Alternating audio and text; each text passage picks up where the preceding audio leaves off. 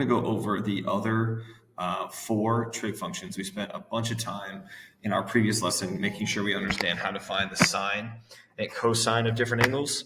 So now I'm going to introduce the other four. So we're going to introduce tangent and then the reciprocal functions here. So the way that I always want students to kind of memorize this is when you talk about the sine of an angle being some value, some ratio, the reciprocal of that is going to be cosecant. Okay, so you can always just flip it, and that will give you the reciprocal of sine, which is cosecant. Then for cosine, the reciprocal of cosine is secant.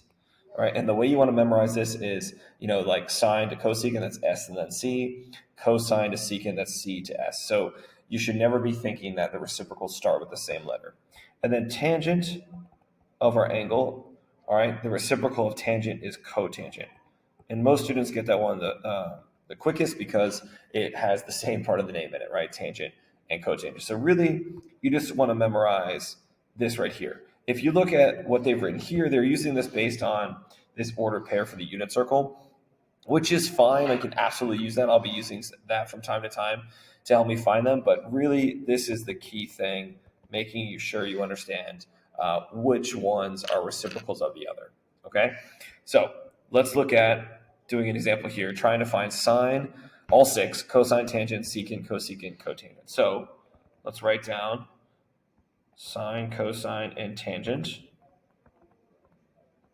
All right, and then over here, I'm going to write cosecant, secant, and cotangent. So my reciprocals. All right. Now, sine and cosine will be the easiest because we're using our understanding of the unit circle where if you have an ordered pair, it's always cosine, comma, sine.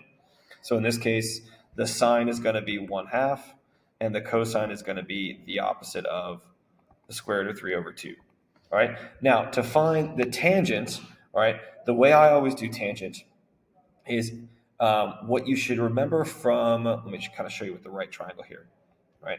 So if the x value is negative square root of 3 over 2, we'll write this as x, right? And the y value equals positive 1/2, right? And we're thinking about our theta. If you remember SOHCAHTOA, tangent is the same as the opposite side over the adjacent side, all right? So in this case, if I move opposite from this angle, I get 1/2. And if I move adjacent, which is right here, that x is going to be negative square root of 3 over 2. So actually, what I'm going to do every time I see tangent is I'm actually going to use this formula here as y over x. Or you can think tangent is the sine over cosine, which we'll get into later on in this lesson. So I'm going to take my 1/2 and divide it by the negative square root of 3 over 2. Now that's pretty clunky, right? That's called a complex fraction. So let's clean up a little bit. All right, 1/2 times the reciprocal of negative square root of 3 over 2 will be negative 2 over the square root of 3, which will give me negative 1 over the square root of 3.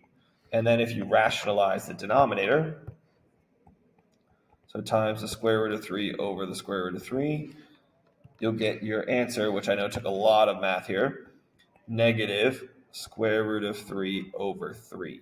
So this right here ends up being the tangent. Okay, that's a lot. Let's do the other ones. The reciprocal of sine is cosecant. This would be pretty straightforward. If you flip 1 over 2, you get 2. All right. If I flip the cosine for secant, I get negative 2 over the square root of 3. I can't leave it like that. Just like on when I found tangent, I'm going to need to rationalize the denominator. And after I do that, I get negative 2 times the square root of 3 over 3. So that's it for secant. Now, cotangent, you could flip this answer, right? I have the answer for tangent here. I could flip that to get cotangent.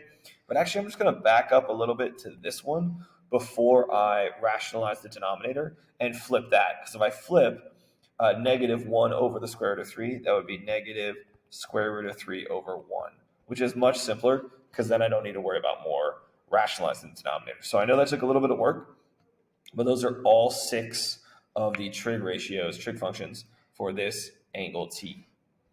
Let's do it again. All right, so I'm going to write down sine, cosine, and tangent. And then I'm going to have cosecant, secant, and cotangent. All right, let's write down what we know.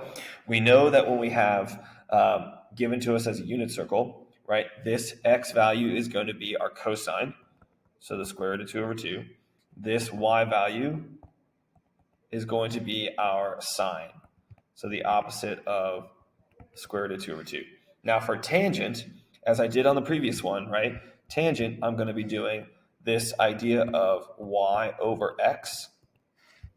All right, or you could be thinking sine over cosine, because this is my y, which is sine, this is my x, which is cosine. So if I do the tangent is sine over cosine, which is coming soon in this lesson, I'm going to do the opposite of the square root of 2 over 2 over the square root of 2 over 2. Again, that looks pretty clunky. Let's clean it up. So the opposite of the square root of 2 times, let's flip the denominator, 2 over the square root of 2.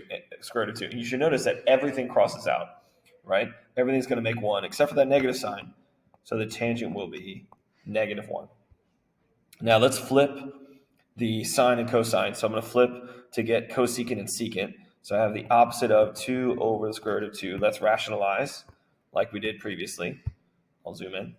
So times the square root of 2 over 2, which is going to give you negative 2 times the square root of 2. Oops, sorry about that. I should have my radical on the bottom as well. There we go. Over 2.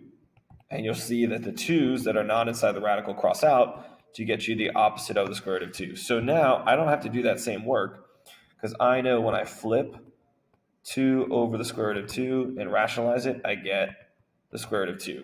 It just so happened that it doesn't have a negative sign. And the reciprocal of negative 1 to find cotangent, right? If the tangent is negative 1, when I flip, do 1 over that, it's actually still the same of negative 1. All right. Now we're going to get to it again as I talked about in the last lesson. But if you notice, the terminal side for this angle is in the fourth quadrant, right? First, second, third, and the fourth quadrant. So that means when I think about my all students take classes, the cosine and its reciprocal secant are going to be positive.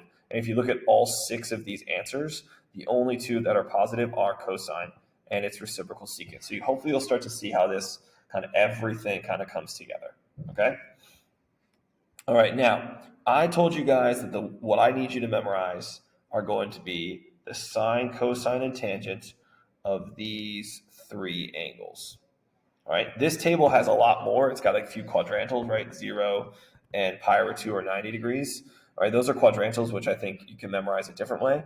And then it shows you the reciprocals, secant, cosecant, and cotangent. But guys, I'm not going to ever memorize reciprocals because if I know that the reciprocal of cosine is secant, the reciprocal of sine is cosecant, and the reciprocal of tangent is cotangent, I can just flip whatever I have from my originals. So I'm not going to memorize more than what I boxed there. All right, and again, we'll go over that in class a lot. So let's find the sine, cosine, tangent, cosecant, secant, and cotangent for when t is pi over 3. All right, so that's from the table. All right, so the way my brain does this is I know that pi over 3 is the same as 60 degrees. All right, I know the sine of 30 degrees is 1/2. So the cosine of 60 degrees is going to be 1/2. That means the sine of 60 degrees, or pi over 3, is the square root of 3 over 2. And the tangent of this 60 degrees is going to be just the square root of 3. Okay?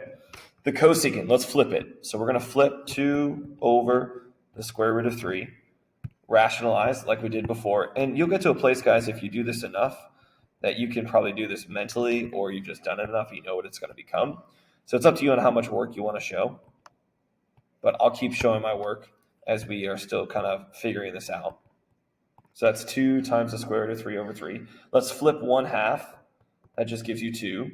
And then if I flip the square root of 3 over 1, I get 1 over the square root of 3, which I'm going to need to get that denominator to not have a radical. Right there. So times square root of 3 over the square root of 3, which gives you the square root of 3 over 3. All right, so you can notice that, yes, I used stuff that I had memorized. I used stuff that I had memorized to get these 3. And then I just use my understanding of reciprocal trig functions to find the other 3. Okay, so that would be my recommendation in terms of what you need to memorize. Okay, let's go ahead and make it official. I've already started using this in the previous lesson, but if you understand how to find a reference angle and you know all students take classes, right, this acronym and what it means, then you should be able to find any of the trig functions, all 6, for any angle in any quadrant. Okay, so you'll notice for all, we've got all 6 are positive. In S for students, we have sine and its reciprocal cosecant are positive. For T, for take, we have tangent and its reciprocal cotangent. And then finally for classes, C is cosine and its reciprocal secant. So again, this is, I think, very important to have in your toolkit in order to be successful. So let's use all that to find all 6 trig functions for negative 7 pi over 4. So the first thing I do is I want to figure out which quadrant is this going to be in. Now, there's a little bit of a trick here because it is a negative angle. So I'm going to have 0 radians. I'm going to go negative pi over 2 radians, negative pi radians, negative 3 pi over 2 radians, and negative 2 pi radians. And what I do, and I'm going to write this out, as a high school student when I was learning this, I would do this every time. I would try my best to get this denominator 4 to be in my quadrantals. Because you'll notice on my quadrantals right now, 0, negative pi over 2, negative pi, none of them have the same denominator. So let's go ahead and make them have denominators of 4. So this would be negative 2 pi over 4, negative 4 pi over 4, negative 6 pi over 4, and then negative 8 pi over 4. So I'm hoping by doing this, this will help you see which quadrant this angle is going to end up in. So we're going to start at that positive x-axis. Because it is negative, we're going to move in a clockwise direction. So I'm going to be moving this way, and I'm looking for negative 7 pi over 4. So there's negative 4 pi over 4, negative 6 pi over 4. So actually it's halfway between the positive x-axis and the positive y-axis. So that is negative 7 pi, let me write it up here actually, negative 7 pi over 4. So you can see that ended up, even though it's weird because we've actually moved, through 3 different quadrants to get into a 4th quadrant, this is actually still in quadrant number 1. All right, so our terminal side is in quadrant 1. So when I think about all students take classes, even though it was a negative angle and it wasn't just one of our reference angles, we are actually going to be using this A for all, and all 6 of these trig functions will be positive. So let's find the reference angle. Right? Remember, that's from the terminal side to the nearest x-axis. So this distance is going to be my reference angle. Now you can do the math like we did in the previous lesson. You could do negative 2 pi minus negative 7 pi over 4. What I've told you in the previous lesson, and now I'm telling you now, is whatever this denominator is going to be a dead giveaway for the reference angle. So my reference angle is going to be 1 pi over 4. Keep in mind, reference angles will always be positive, will always be acute. All right, so now when I'm trying to find all 6 of these, right, so the sine of negative 7 pi over 4, cosine, negative 7 pi over 4, tangent, negative 7 pi over 4, and I'm going to find the reciprocals again. So we have cosecant. Let me move it over just a little bit. Then secant, and then cotangent. The first thing I'm going to do is I'm actually, even though I wrote on all 6 of these the angle negative 7 pi over 4, the only angle I care about now is this reference angle. So when it says the sine of negative 7 pi over 4, I'm really thinking to find the sine of pi over 4. So really I'm using pi over 4 to find all 6 of these, okay? So the sine of pi over 4 is the square root of 2 over 2. And because we are in the first quadrant, right, for everything is positive, I don't need to worry about making it negative or not. They're all going to be positive. The cosine of pi over 4 is the square root of 2 over 2. And the cosine of pi over 4 is, the tangent of pi over 4 is 1. All right, so I have that memorized, right? That's something that you'll hopefully, as we get more and more into this unit, you'll have that memorized as well. Now, let's flip them. So I'm going to flip and do 2 over the square root of 2. We've been doing this a while now, but if I want to rationalize the denominator, I'm doing times the square root of 2 over the square root of 2, which gives me 2 times the square root of 2 over 2, which those cross out to give you just the square root of 2. Same thing with this one. We're going to flip the cosine to get 2 over the square root of 2 using the same math above us. You get just the square root of 2. And then finally, the reciprocal of 1 is actually just 1. So that doesn't change. All right, so that's kind of the whole process. All right, trying to sketch it first to figure out what quadrant you're going to end up in for this all students take classes, then finding the reference angle, and then using that reference angle and hopefully your table that's memorized to find these first 3, and then using your understanding of reciprocals to find the last 3. All right, it's a lot of work, guys. I'm not going to tell you it's not a lot of work. It is a lot of work. Now, let's talk about a few identities, which are things that are always true that'll help us. So there's a couple identities that are listed here that I'll talk about, but one of the ones that we kind of already talked about without writing it down is that the sine of your angle is equal to 1 over actually, let's do it this way.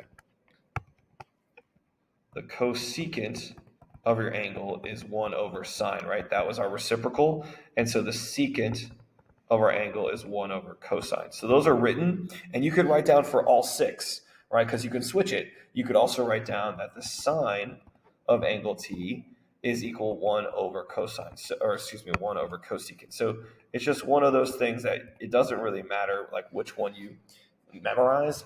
Really, you just need to understand that they are reciprocals. So sine and cosecant are reciprocals. Now, this one up here, you're going to probably use the most. All right, I try to mention this at the beginning of the unit or the lesson, that when you have tangent, you can always rewrite it as sine over cosine, or that idea of from the unit circle, y over x. But this is what I'll be using a lot going forward. Okay, and then if the reciprocal of tangent is cotangent, right, which we've talked about already, this 1 over tangent, if you flip the sine over cosine, you get cosine over sine. So just keep in mind, we'll be using that a pretty good amount in this unit. All right, so let's do the first one. Now, tangent of 45 degrees. This is something you're going to have memorized, right? So the tangent of 45 degrees is from our table, and it is 1. We're done. All right. Now, the next one is definitely a lot more work to do. So the first thing I do is I figure out where is 7 pi over 6. So I have 0, pi over 2 pi, 3 pi over 2, and then 2 pi. And now I want to rewrite them using this same denominator of 6. So it's going to be 3 pi over 6, 6 pi over 6. This one is going to be 9 pi over 6. And then finally 12 pi over 6. So if I try to figure out what quadrant this ends up in, starting at my positive x-axis, this time the angle is positive, so I'll be moving in a counterclockwise direction. All right, so I'm going to go past 3 pi, I'm going to go past 6 pi, but I'm not going to go past 9 pi over 6 because my numerator is 7. So it looks like it ends up in the third quadrant. So 7 pi over 6. Then I'm going to find my reference angle, which is this distance to the nearest x-axis. So there's my reference angle.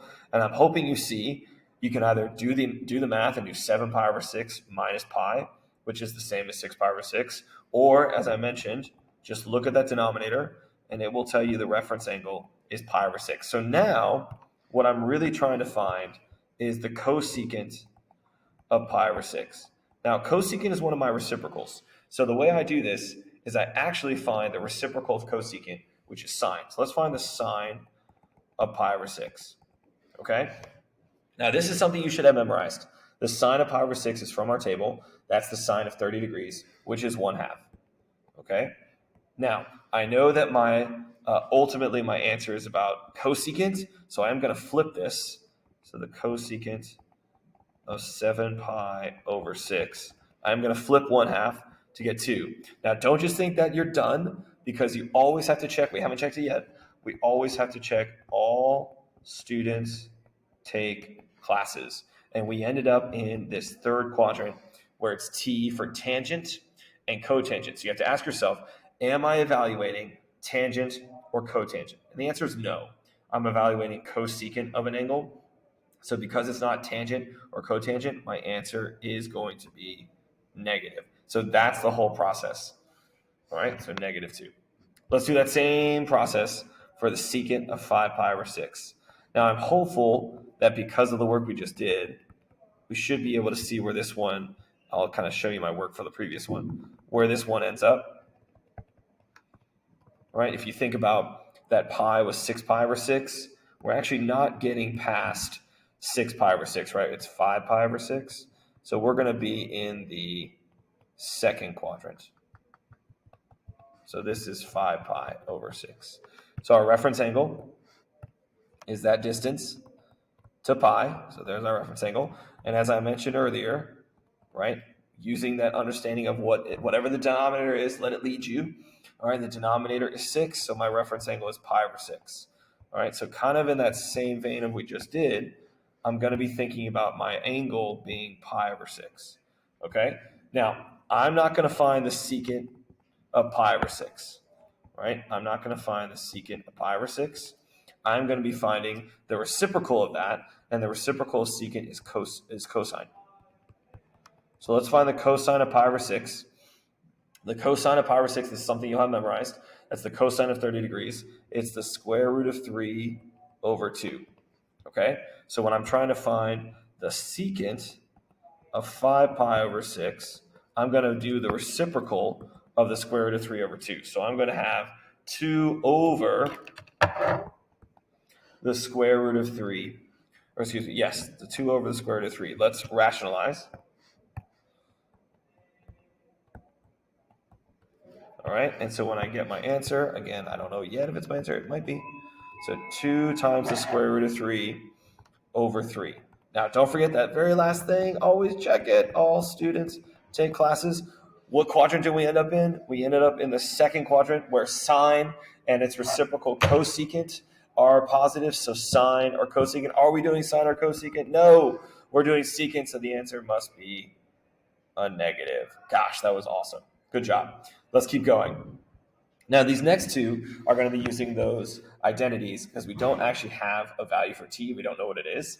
So we can actually go ahead and divide this up. We have secant of t over 1 divided by tangent of t over 1.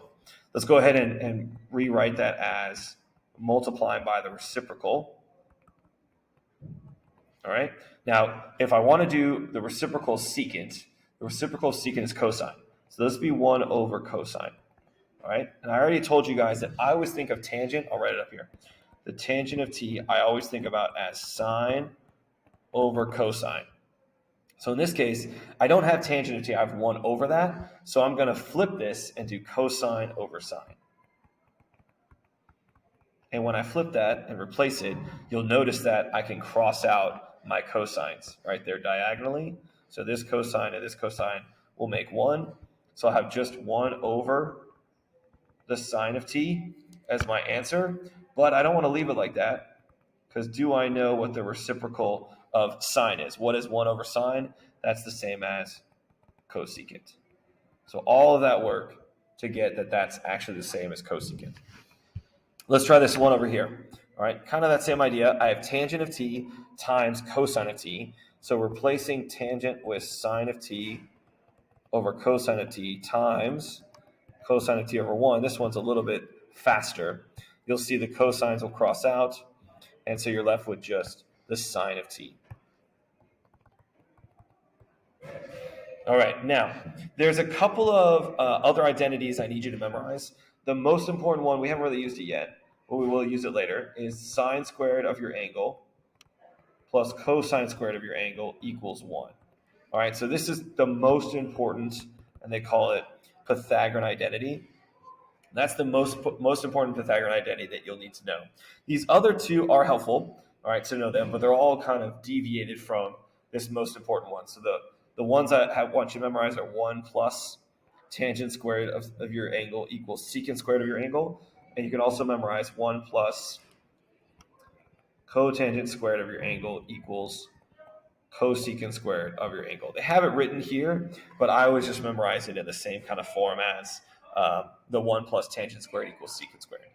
Okay, now let's go ahead and show you how we're going to use kind of all the stuff we've been talking about to find the other 5 trig functions when we're given one of them. All right, so the first thing I do is I want to sketch it. I want to figure out where this is. All right, now it's telling us right here that our angle t is between 0 and pi. So it's already narrowed down. It's going to either be in the first quadrant or in the second quadrant if it's between 0 and pi. Now I notice that the ratio they gave us, right, this trig function they gave us, is secant of our angle is negative.